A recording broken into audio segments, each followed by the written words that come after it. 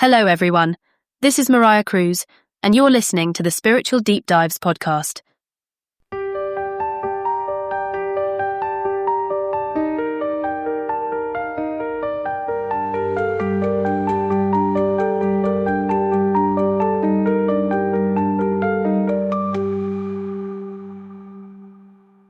For thousands of years, there were ancient spiritual truths and mystical teachings passed down only to the highest initiates walking the path back to God. It hasn't been until recent times that this secret knowledge has been available to the masses. Our team spent over 40 years researching many diverse spiritual, religious, and scientific sources, recording the wisdom from the ascended saints and sages of East and West, tapping into the Akashic records and calling on God's Holy Spirit to reveal the spiritual truths and science behind the unseen forces that govern our lives.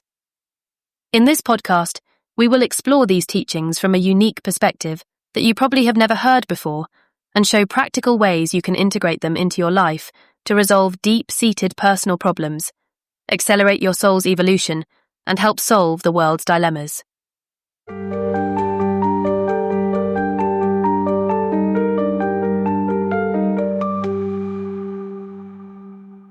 In our fourth and last episode of this series on death, Discarnates and Addictions, we will hear more commentary on the movie Ghost and reveal what really happens to psychics when they engage with discarnate entities. You will also learn all the ways that entities can steal your energy and what you can do to stop them and the negative influences they project upon you. A couple quick notes before we begin. First, all commentary is provided by Elizabeth Clare Prophet of the Summit Lighthouse. If you're not familiar with some of the terms mentioned in this episode, check out the program notes for descriptions. And lastly, because of the linear nature of this series, we recommend listening to episodes 6 through 8 before starting this one. So let's continue with Mrs. Prophet's commentary on the movie Ghost. Another thesis played out in this movie is that discarnates can talk through and sometimes use the bodies of psychic channelers. Discarnates can also be obnoxious and refuse to leave them alone. This is absolutely true. Channelers can definitely give messages from discarnate entities to whoever wants to hear them. We don't recommend this type of contact with the dead because it simply ties you into the astral world and ties the discarnate who should be moving on in its evolution into a sympathetic and symbiotic relationship to yourself. When people pass on, it's either the will of God or it's because of their own free will if they have destroyed themselves through drug abuse or other ways that caused their own untimely death. But in either case, death is a finality, and we need to surrender our loved ones because they have places to go and work to do, and we have to continue living even though it may be hard to do it without that loved one. So, back to the movie. Sam has to solve the murder of himself and protect Molly. She doesn't know that their best friend Carl Brunner is the one who hired the hitman that killed Sam. Sam is concerned that his murderer will now kill Molly, so he goes to a psychic medium, Oda Mae Brown, who is played by Whoopi Goldberg, to get her to help him warn Molly. At first she refuses, so Sam keeps her awake all night singing until she finally agrees to help him. Sam goes to Oda Mae throughout the movie to enlist her help. At one point, he interrupts a channeling session attended by several discarnates. During the session, an impatient spirit jumps into the body of Oda Mae and begins speaking through her. She forces the discarnate back out, and he lies limply on the floor, drained of energy. His fellow discarnates ridicule him for not knowing that entering a physical body drains them of energy. What the film does not bring out is the important fact that discarnates actually drain the life force from the psychic channeler, and that is why the Great White Brotherhood is so adamant on this question of going to channeling sessions. One explanation of the phenomena that takes place during psychic sessions is the formation of what's called ectoplasm. Ectoplasm is described as a mysterious, usually light-coloured substance that is said to exude from the body of the psychic while they're in a trance. This substance has been reported to take the shape of a face, a hand, or even a complete body. I want to make clear that I'm not judgmental of either psychics or channelers. I know people who engage in this practice and are dedicated to it. I love and bless them, but simply say that the practice is dangerous. Ectoplasm is said to be the substance involved in the materialization of spiritual bodies. The levitation of material objects sometimes reported during a session is commonly explained as the gradual build-up of columns of ectoplasm underneath the objects. It is said that the force exerted by ectoplasm is great enough to raise a table completely off the ground, even with a man's weight on it. It is generally thought that at the end of a session, the ectoplasm disappears and returns to the channeler. This is not true. This is where the fallacy lies, and this is where the danger is. The vital energies of both the psychic's and participants' life force are taken by the discarnate spirits, and it is never replaced. Instead, these energies are immediately used by the spirits to produce psychic phenomena and to sustain their existence.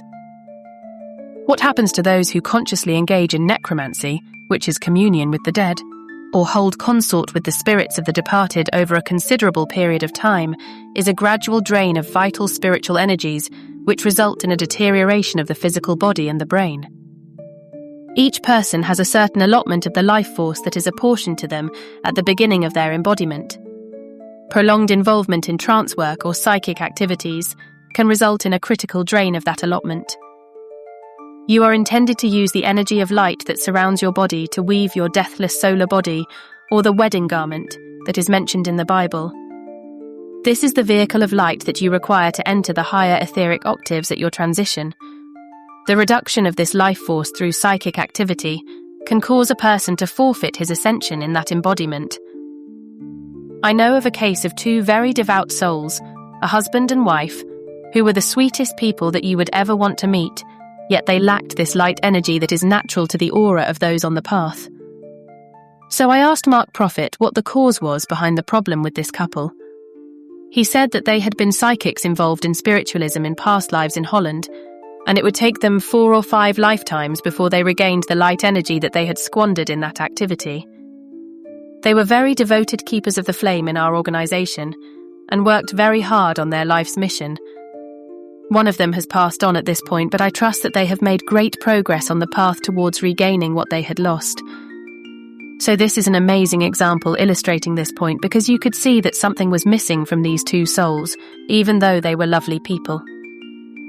It is for this reason that the Ascended Masters have cautioned their students against the extreme dangers of taking dictations from or channeling astral entities purporting to be masters, adepts, or ascended masters.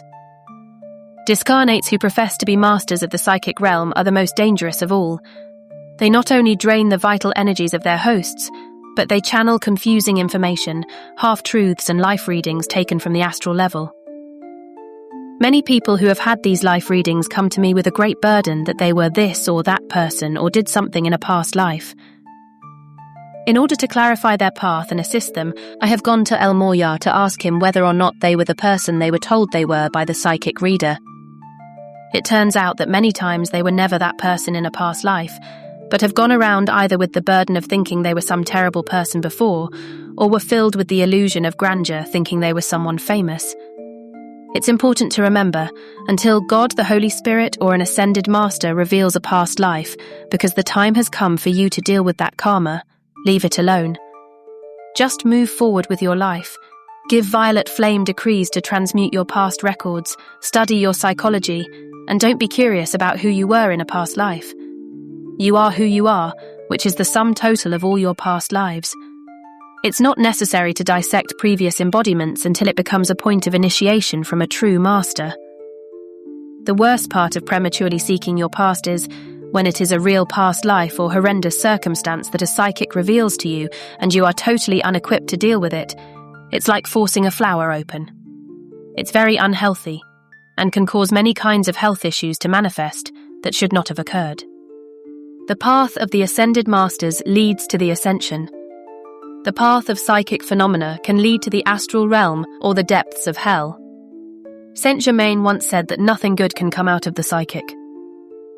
Another thing about astral entities is that they are disconnected from their God presence, inner Christ self and their soul. But sooner or later, they discover the means of drawing strength from those who have not lost their tie to these life sources. One way they can steal your energy is if you overload your body with sugar. Too much sugar makes you extremely yin, which opens your aura up to a point that the energy of light is literally draining out of you and therefore can be taken by entities. This is why entities like to get people hooked to sugar. You need to be aware that sugar is deadly. It does weaken you and make you susceptible to the astral plane and to entities. This is why sugar is an addiction and why we have to make calls to be cut free from its desire.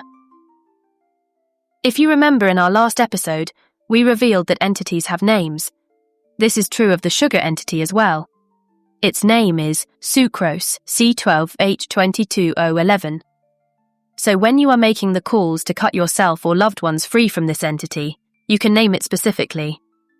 Also, refer to the program notes of the last episode for a download of a PDF listing the names of many entities.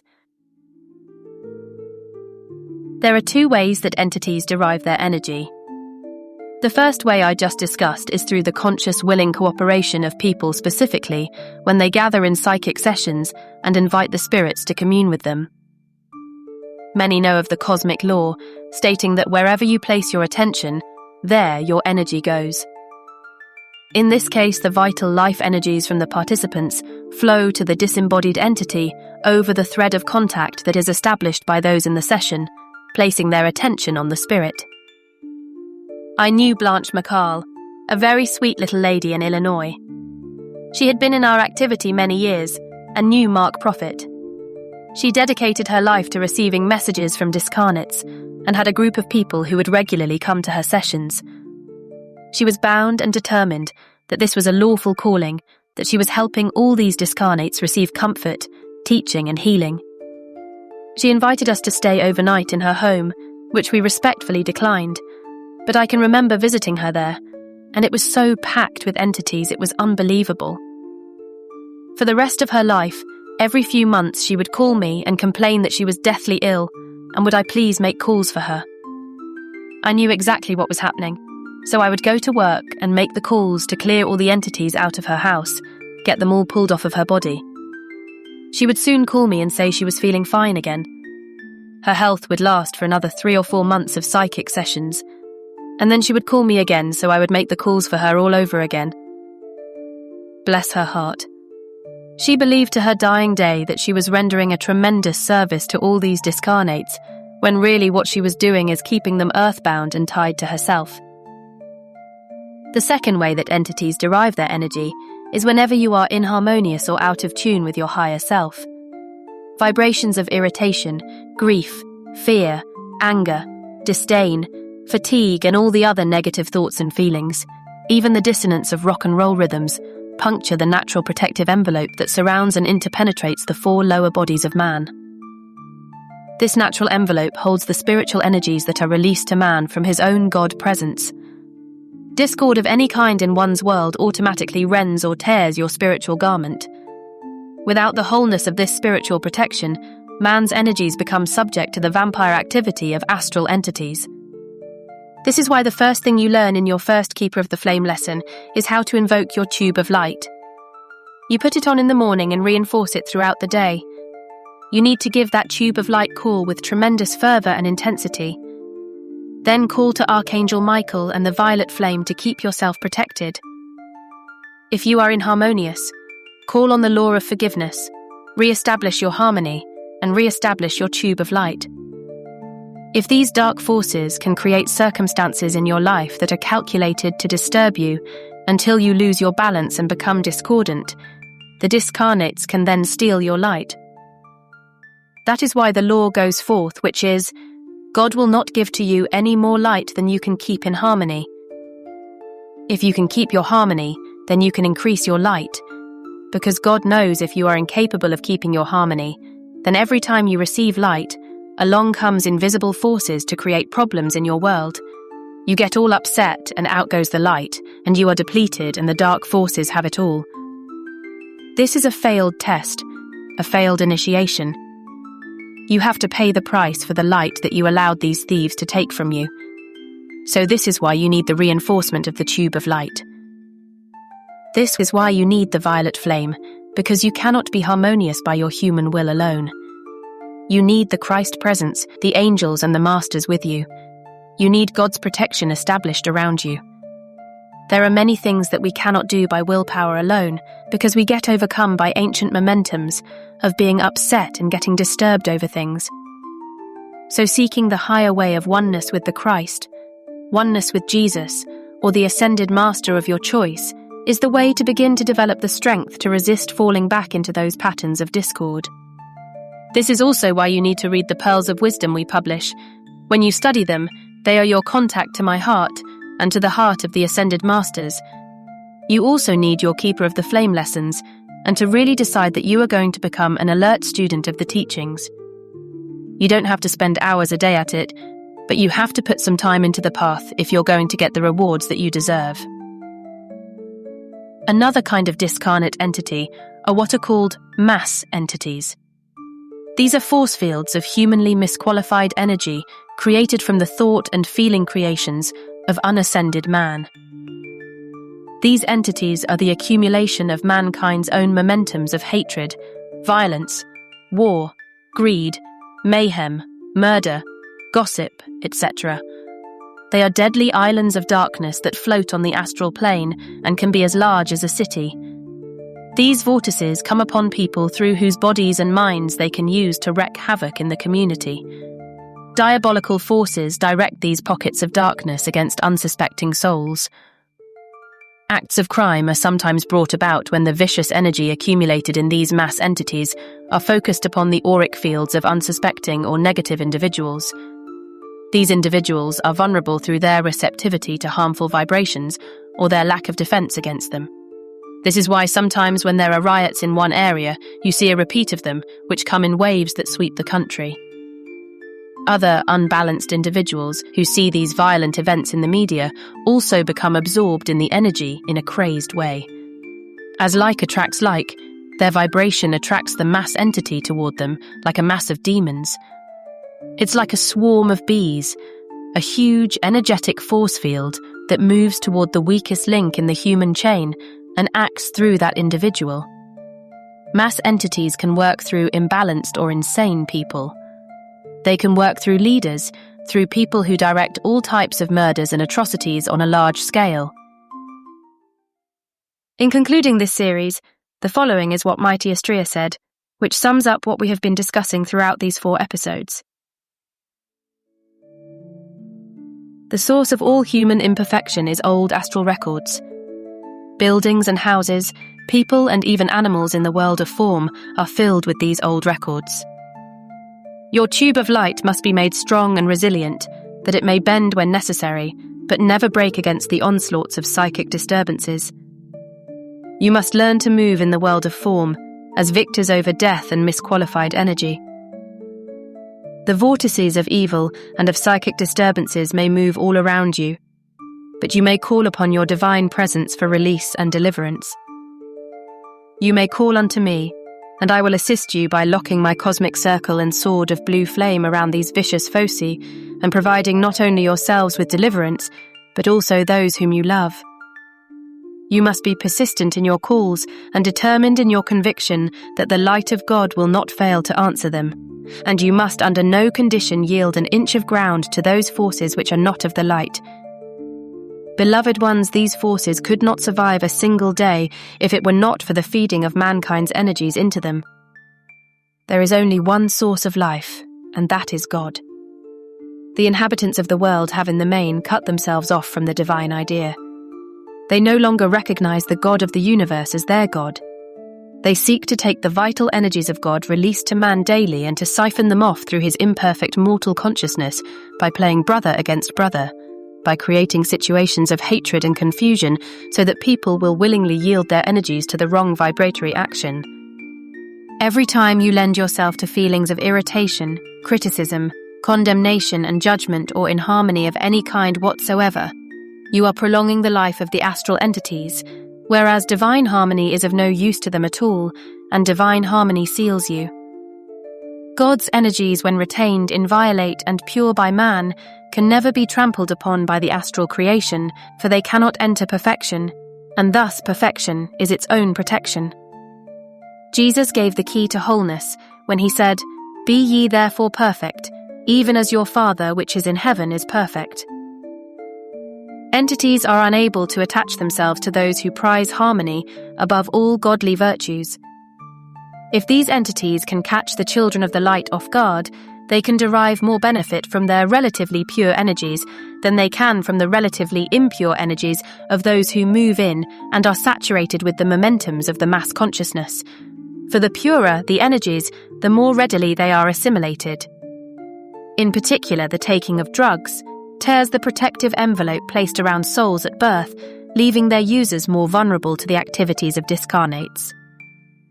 Mrs. Prophet added this comment: "That is why those on the path have to be even more careful than others, because these entities want the purest light, the purest essence." Astrea continues, "In order to re-establish the force field of natural spiritual protection, those who have taken drugs should 1.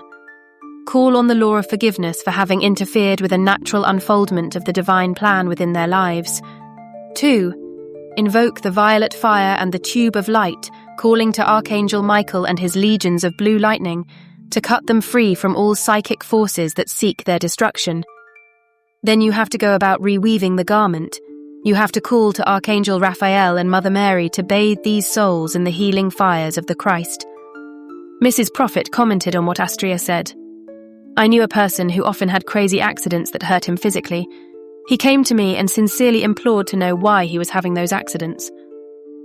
So I took it to the altar and asked El Moria. He said this person has holes in his garment. These holes are the result of the misuse of the sacred fire and other things that he has done in this and previous lives. Those holes have to be mended.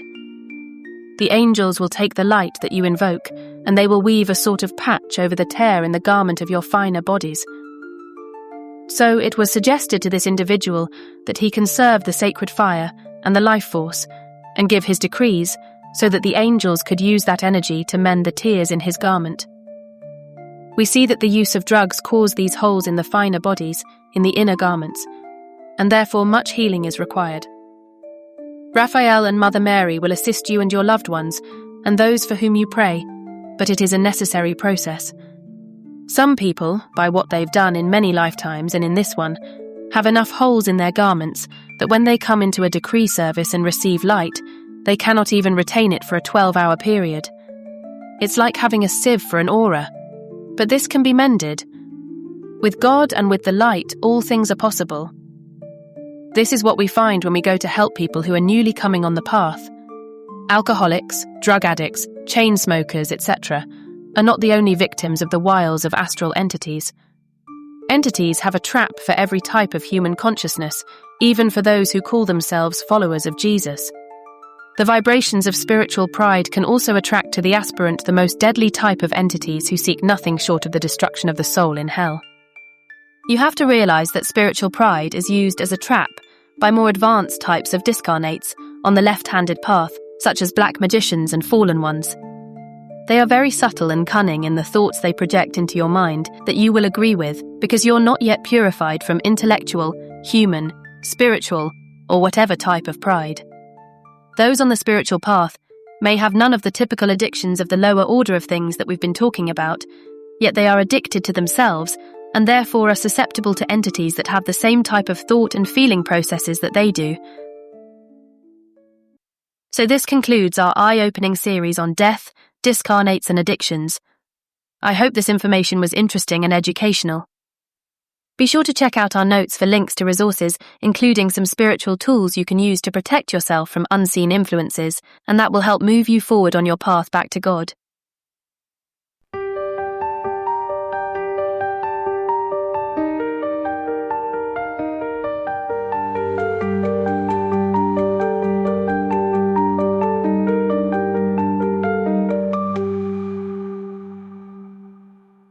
Be sure and catch our next explosive series, where we will uncover the astonishing secrets about the origins of evil who perpetrate the destructive forces we see outplaying on the world stage today. We will discover an ancient and forbidden history affecting Earth and beyond as we examine those who chose the dark side eons ago. We will gain a better understanding of the history contained in the Bible and the Book of Enoch, learn how to recognize present-day fallen angels, and use spiritual tools to vanquish the consciousness of evil so we can bring this planet into a golden age against all odds. This is a series you will not want to miss. Thank you for listening to Spiritual Deep Dives.